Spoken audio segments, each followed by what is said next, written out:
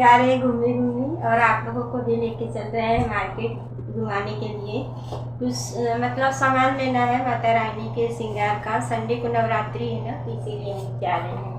तो चलिए आज आप लोगों को भी मार्केट घुमाएंगे। तो मैं मार्केट में पहुंच गई हूं और यहाँ पे रोड पे ना ऐसे सुंदर सुंदर से टॉप लगा के बेच रहे थे लोग, तो बहुत सुंदर लग रहा था। तो मैं ना एक बार चेक कर ली थी।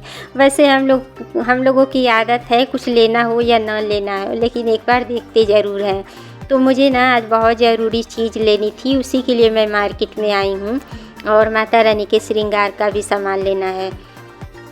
तो मुझे ना जूतिया लेना है, जो जूतिया पहना जाता है ना गले में, वही लेना था। तो बाकी लोगों के यहाँ तो जूतिया का व्रत बीत भी गया है, क्योंकि पितृपक्ष में ही होता है, लेकिन मेरे यहाँ ना नवरात्रि की अष्टमी के दिन यह व्रत रखा जाता है। तो पूरे मार्केट में जूतिया ख़त्म हो गया था, कहीं भी नहीं मिल रहा था। तो लास्ट में मैं इस दुकान पे आई हूँ और यहाँ पे मिल गया है मुझे जूतिया। तो मुझे बहुत खुशी हुई कि जूतिया मिल गया है। और यहाँ पे छोटे मोटे जो आइटम है उसको भी मैं देख रही हूँ। और यहाँ से अब मैं सीधे आ गई हूँ पार्लर में।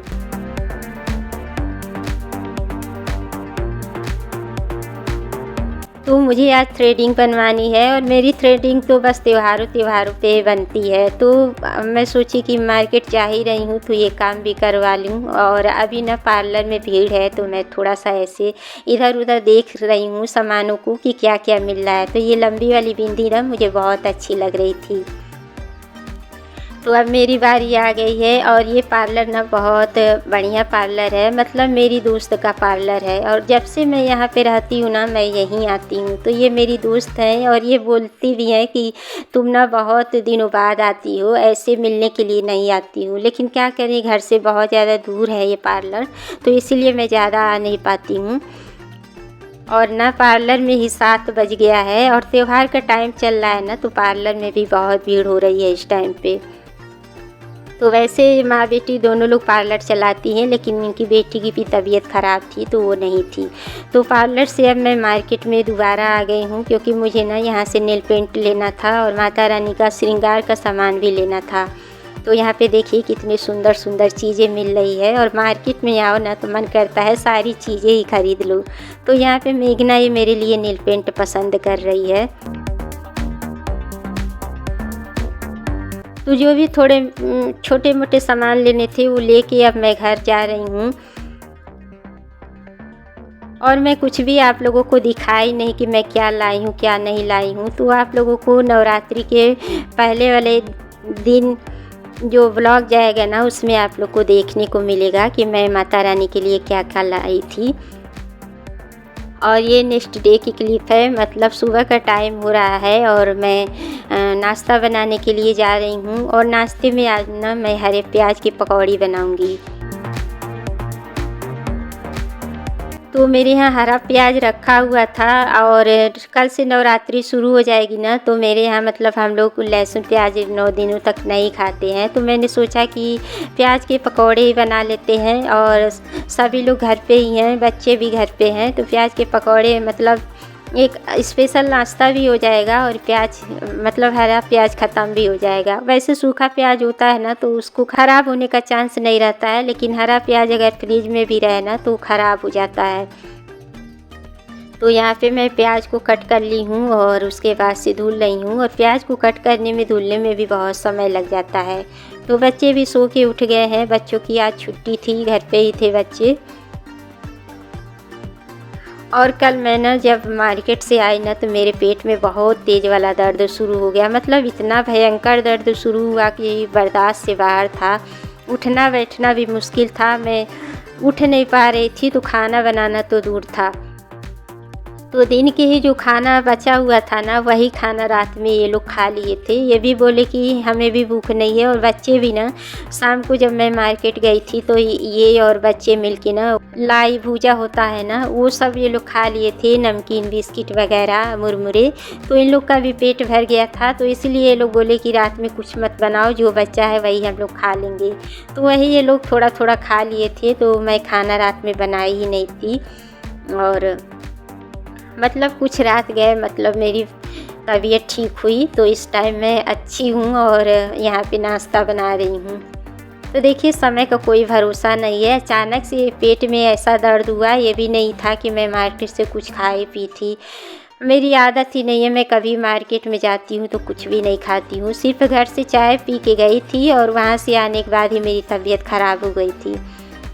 तो बात करें ना कि मेरी आदत नहीं है घूमने की। जब भी मैं मार्केट में जाती हूँ ना और वहाँ से आने के बाद या तो मुझे थकान होती है, नहीं तो कुछ ना कुछ प्रॉब्लम हो ही जाती है। तो मेरी आदत इतनी ज़्यादा बेकार हो गई है, अब मुझे घूमना फिरना बिल्कुल भी पसंद नहीं है।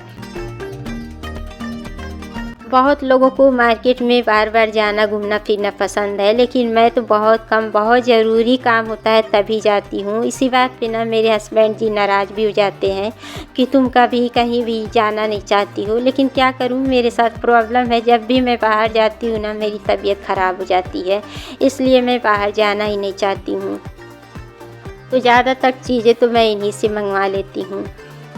तो यहाँ पे देखिए मैं तुलसी जी का पत्ता तोड़ के लाई हूँ, और चाय में तुलसी जी का पत्ता डाल दो ना तो चाय का टेस्ट अलग ही आ जाता है। तो यहाँ पे देखिए मैं चाय चढ़ा दी हूँ बनने के लिए, और दो बार के पकौड़े तो बन गए हैं और लास्ट पकौड़े अभी बन रहे हैं। तो मैं सोची कि गर्मा गर्म इन लोगों को दे देती हूँ खाने के लिए, और सबसे लास्ट में मैं खाऊँगी, तब तक चाय भी तैयार हो जाएगी।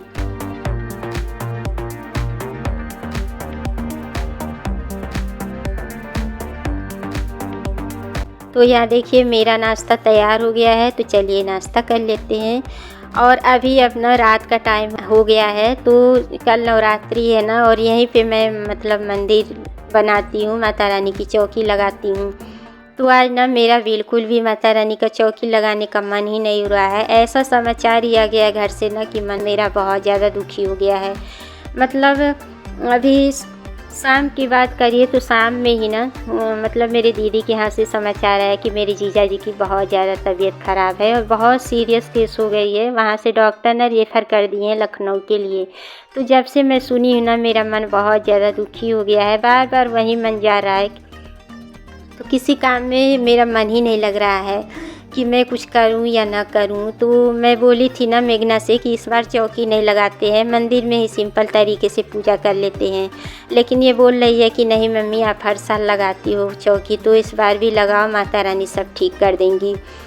तो मैं भी सोची कि चलो बच्ची होके कह रही है, शायद माता रानी ही कहवा रही हैं, तो चलो माता रानी की चौकी लगा लेते हैं। तो जो कुछ भी मतलब आप लोग देख रहे हैं ना, ये सब मेघना का ही आइडिया है। हर साल वैसे मैं ही आइडिया देती हूँ कि ऐसे मंदिर करना है, ऐसे सजावट करनी है। लेकिन इस बार ना सारा कुछ डेकोरेशन का काम से लेके थाली की सजावट तक सारा कुछ मेरी बेटी ही की है। मैं बस थोड़ा सा इसको सपोर्ट की हूँ, साथ में खड़ी थी, बाकी सारा कुछ इसी ने संभाला है। तो मेरा मन ना बिल्कुल भी नहीं लग रहा है। जब देखिए खुशी मन होता है ना तो खुशी खुशी हम लोग काम भी करते हैं, और मन जब दुखी रहता है ना तो बिल्कुल भी काम करने में मन ही नहीं लगता है। तो यहाँ पे देखिए मेघना ने कितने अच्छे से मंदिर को डेकोरेट कर दिया है। आप लोग बताइएगा कि मंदिर कैसा लग रहा है।